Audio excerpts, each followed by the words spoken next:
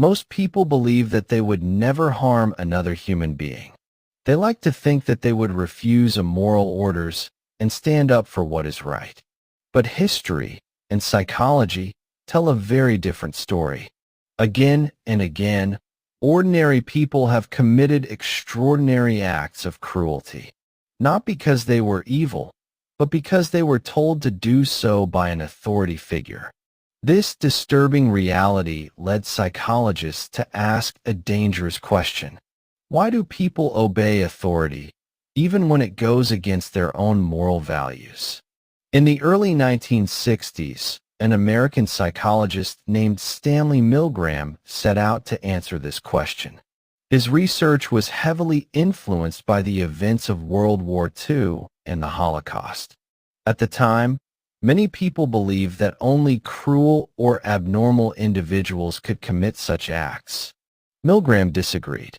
He believed that the situation and the system were far more powerful than personal morality. To test this idea, Milgram designed what would become one of the most famous and controversial experiments in psychology. Volunteers were recruited and told they were participating in a study about learning and memory. When they arrived at the laboratory, they were assigned the role of a teacher. Another participant, known as the learner, was placed in a separate room. What the teacher did not know was that the learner was actually an actor and part of the experiment. The teacher was instructed to read pairs of words to the learner. Each time the learner made a mistake, the teacher was told to administer an electric shock. At first, the shocks were mild, but with every wrong answer, the voltage increased. As the experiment continued, the learner began to react. He complained of pain. He begged for the experiment to stop. Eventually, he screamed and then fell completely silent. At this point, many participants hesitated. They expressed fear, confusion, and emotional distress. Some asked whether the learner was seriously hurt. Others said they wanted to quit. But each time they hesitated, the experimenter calmly responded with a simple phrase. "Please continue." The experimenter wore a white lab coat and spoke with confidence. He never raised his voice. He never threatened the participants. Yet his authority was enough. Shockingly, most participants continued. Milgram expected people to refuse at some point. Instead, 65% of participants went all the way to the maximum voltage level. They believed they were delivering potentially fatal electric shocks to another human being. These results shocked the world. The most disturbing part was not how many people obeyed. It was how ordinary they were. These participants were not violent criminals. They were teachers, workers, and parents. They were people just like everyone else. So why did they obey? Milgram concluded that people did not obey because they were evil. They obeyed because authority felt legitimate. The experiment took place in a respected academic setting. The instructions came from a calm and confident professional. Most importantly, responsibility was shifted away from the individual. Participants felt that the experimenter was responsible for what happened, not them. They were just following orders. This psychological shift is known as the agentic state. When people enter this state, they see themselves as instruments of authority rather than independent moral actors. The Milgram experiment also raised serious ethical concerns. Many participants experienced extreme stress, anxiety, and guilt. Some believed for years that they had seriously harmed another person. Because of this, experiments like Milgram's would never be approved today. Yet despite its ethical problems, the experiment offers a powerful lesson. It shows us that the greatest danger is not evil individuals. It is systems that discourage questioning and reward obedience.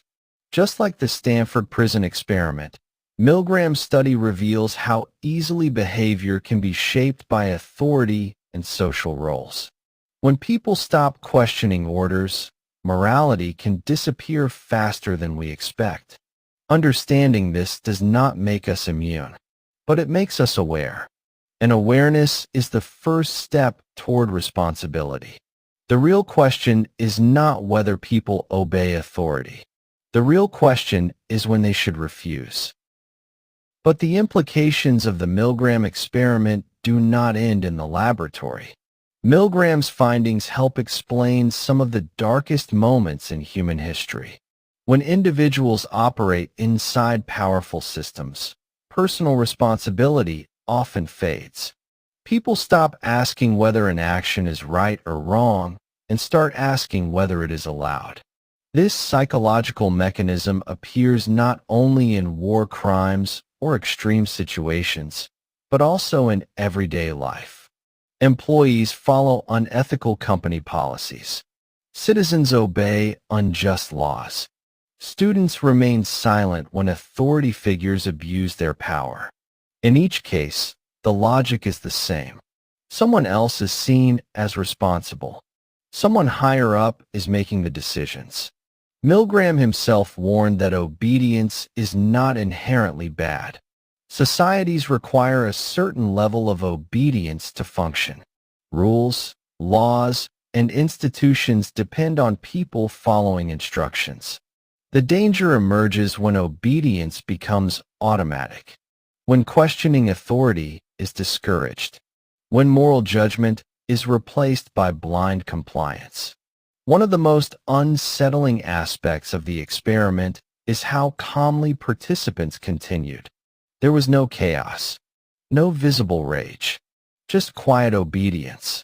This suggests that evil does not always look violent or dramatic.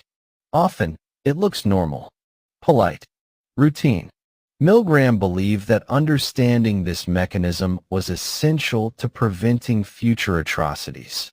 If people could recognize how authority influences behavior, they might resist it when necessary. Later studies built upon Milgram's work and confirmed similar patterns across cultures. Variations of the experiment showed that obedience levels changed depending on proximity, authority presence, and social support. When participants were physically closer to the learner, obedience decreased. When authority figures left the room, obedience dropped significantly. This reveals an important truth. Authority is strongest when it feels distant, unquestionable, and absolute. The Milgram experiment also forces us to confront uncomfortable questions about ourselves. Would we behave differently? Would we truly refuse to continue? Most participants believed they were acting responsibly by trusting the system. They assumed that someone else had evaluated the situation ethically. This assumption proved to be dangerously wrong. In modern society, systems have become even more complex. Bureaucracy, technology, and hierarchy often separate individuals from the consequences of their actions. This distance makes moral disengagement easier than ever before. Understanding Milgram's work is not about judging past participants. It is about recognizing our own vulnerability. Obedience is not a flaw of weak individuals. It is a feature of social systems. The challenge is learning when obedience must end, and when personal responsibility must begin. Only by asking questions, challenging authority, and staying morally aware can individuals prevent history from repeating itself. The Milgram experiment reminds us that the line between good and evil is not fixed. It shifts depending on the situation, the system, and the authority we face. And that is perhaps the most unsettling lesson of all.